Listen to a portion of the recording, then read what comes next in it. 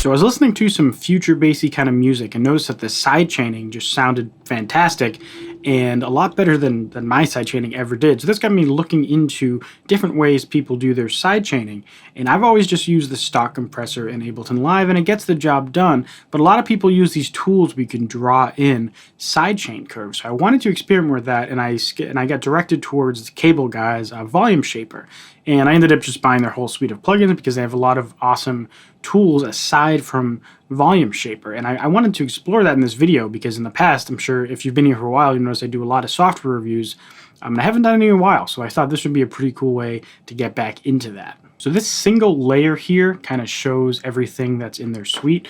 So first of all, it's using their curve plugin. So I'll turn off everything but curves so you can hear what this sounds like by itself. It's literally just like a pluck preset that they have. Now next I turn on the halftime tool. And if I bring the mix all the way up,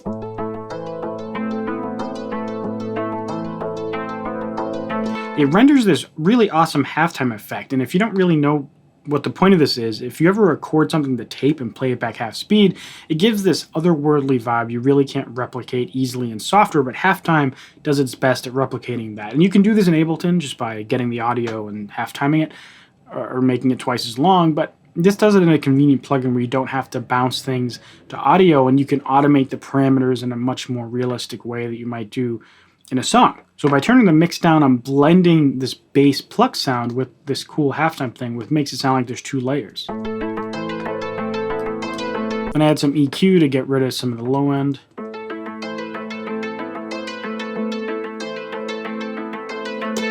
And now we get into the fun part when we actually get into ShaperBox. And ShaperBox is really just kind of like a host for VolumeShaper and their width, the time, crush, filter, pan, all the different settings that you can control, but it's all built into one plugin, which makes it super convenient. And here I'm only doing the width and the time elements that they contain. And the width, all I'm doing is you can actually multi-band things, so the level of control in this plugin is insane. So I'm doing nothing to the mid-band.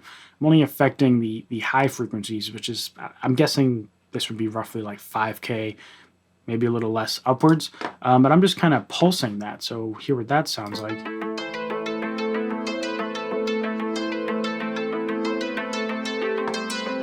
And this is a little hard to hear, but basically in this pattern that's showing on the screen, it's just going from straight mono to wide, and only in the high frequency. So it's just kind of a way to spice things up in a way that you won't notice, but when you're perceiving it in your brain, you're interpreting it. So it's just a way to spice things up. Now, the time, I'm doing the same thing. Only this mid-band, and I just kind of play around with this, and this is what sounded best to me. Then I mix it in at 14%. If I turn this all the way up, you'll actually notice it.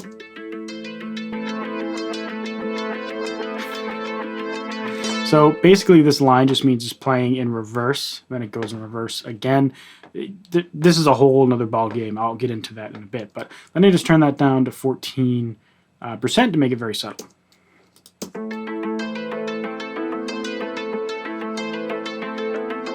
Now, as I mentioned, the whole reason I get into this was just for the VolumeShaper. So let me actually show you what that does. The way I have it set up is that I have a MIDI track with different MIDI events, just notes that will trigger the sidechain to happen. So on this group that contains the plucks and the bass, I have a layer here that just has ShaperBox on it. And then in this MIDI track, that is getting routed to that group and to the plugin ShaperBox. It's a little different setup for every DAW, but that's how it's set up in Ableton Live. So if I'll just solo this group. Actually, no, I'll show you the whole track. Basically, this MIDI is just triggered off of whatever the kick drum's doing.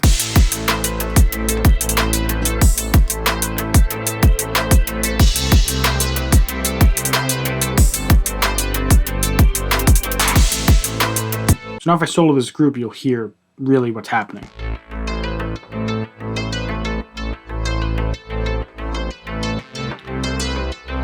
And the way this whole interface works is the same with the width and the panning and every other element inside of ShaperBox, but this is the VolumeShaper, and you can just drag things around and really control how your sidechain is happening. And in this case, it is a true sidechain. You can set it up in LFO mode.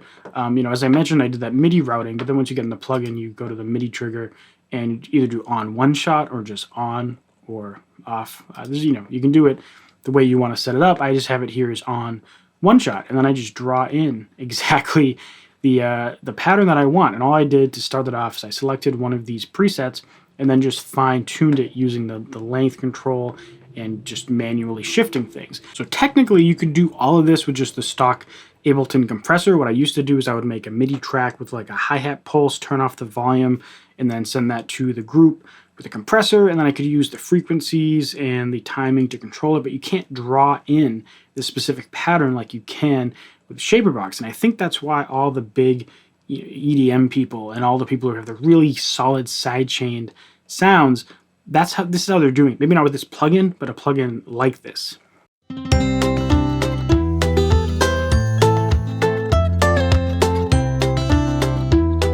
All right, so now I have this kind of cool chorus thing.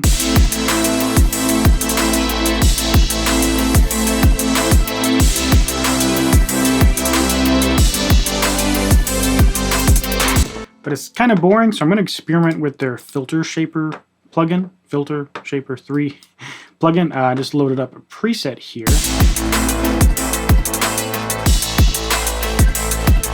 I'm just going to play around.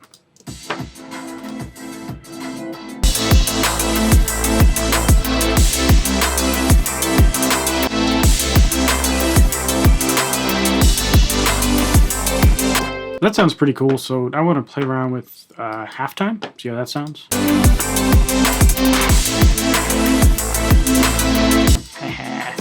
Alright, so now that's a little too low heavy, so I'm going to add an EQ and just filter everything below like 200 or something.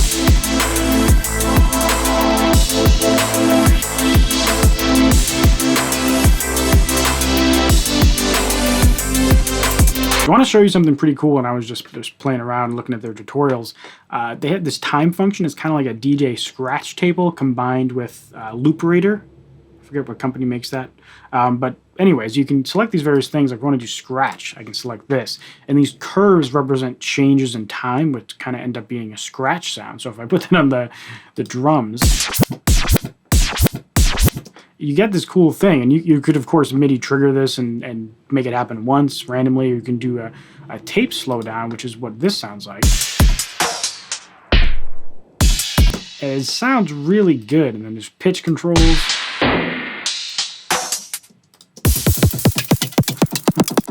Of course, reverse, which I showed you before. There's stutter controls.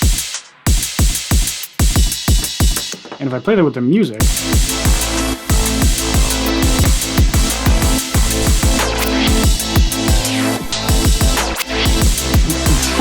Of course, it's absolutely crazy, but things like this can inspire entire songs. Like, I might not use this for this part, but later on when I'm working on like a cool transition part, I might just have this happen and then the song just like stop and then explode back in, you know? So these kind of effects are maybe rare and niche, but like there's a million applications just waiting to be explored. This isn't like a sponsored video. I paid for this plugin myself, but damn, like this is nuts. This is the amount. I can't believe I haven't heard of this before. I also wouldn't be surprised if ShaperBox is going to become one of those go-to plugins that I put in pretty much every song. But anyways, if you like this video and you want to see more like it, check out this playlist right here where I explore a whole bunch of other audio production software that you might find useful. So thanks for watching, and I'll see you in the next video. Bye.